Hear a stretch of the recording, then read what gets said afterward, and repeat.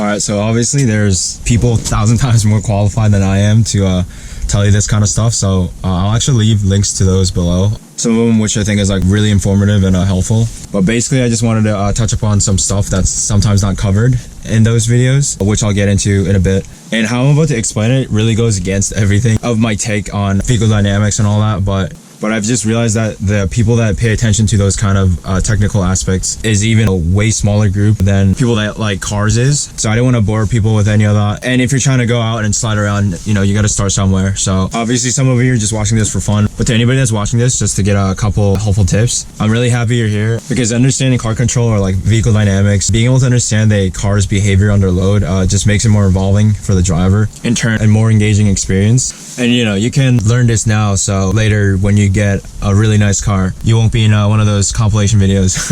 But luckily you're here. I got a few minutes to spare, so here we go. So just to start out, a couple things. The number one thing I want to stress is to get out there and experience it for yourself, because no matter how many, you know, how to drive a manual video or how to like oversteer video you see, like no matter how many times you watch that video on repeat over and over, it won't be anywhere close as effective as you going out there and trying it out for yourself. And that's super obvious, I know, but my point is don't pay attention too much to what these videos tell you. And that's why actually I wanted to just make this really simple and short. So whether you can get some hands-on experience on like a simulator or whatever with a steering wheel or in an actual car, that's just the best thing. Step one, if you have a front-wheel drive car or a four-wheel drive car, saw that shit, get a rear-wheel drive.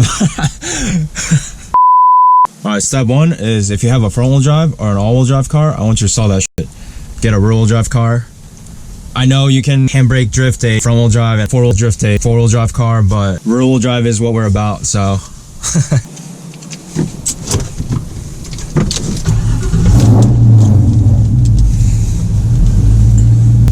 Alright, what's the next thing? I just spent like 10 minutes setting everything up. Alright, okay, so next thing is you wanna, obviously not all of us have the privilege like me to have a private playground like I do, that I own. Weekends are probably the best shot. Okay, aside from the obvious stuff like turning your traction control off if your car has assist like that, I talked a little bit about this in one of my other videos. I've came to realize after coming here and then taking out to the streets of Mexico that these areas definitely have a higher grip level than, you know, elsewhere. My theory is because not as much, getting dizzy, not as many cars are driven through here, right? I'm guessing there's less wear on the surface, so it has more grip, but it's like significantly more, so just keep in mind of the surface. All right, so the car has the most grip when it's the wheels aren't spinning on the ground, right? And it has the least amount of traction and friction when it's spinning the most. So and we're just talking first gear basic donuts, just try to get the feel of it. Another thing I recommend is roll into it, like get the car going first and then try doing it, just to get the feeling of losing traction and getting it back again. If you're on a factory diff like I am, most likely that it's going to be worn out if it's an older car, and so like just in first my car won't slide to the right at all. So now for the actual sliding, so just you want to feel it out, so don't just give it, you know, so much gas that you're just spinning out everywhere. What you want to do, that's definitely not the goal. What you want to do is ease into it and just feel where it starts to get lose control. So feed it a little bit. You want to feel where it starts to slide, so just try to feel that out.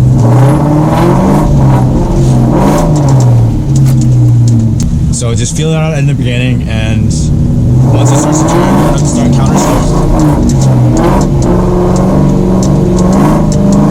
And it's really a balance. It's really a balance between your steering input and your throttle modulation.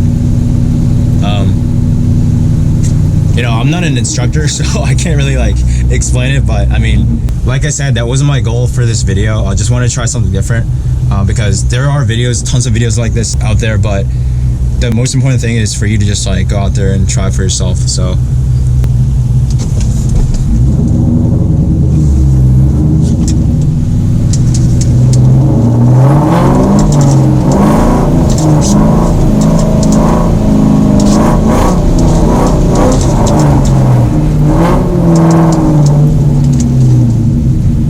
let me show you guys the right. Going to the right like my car.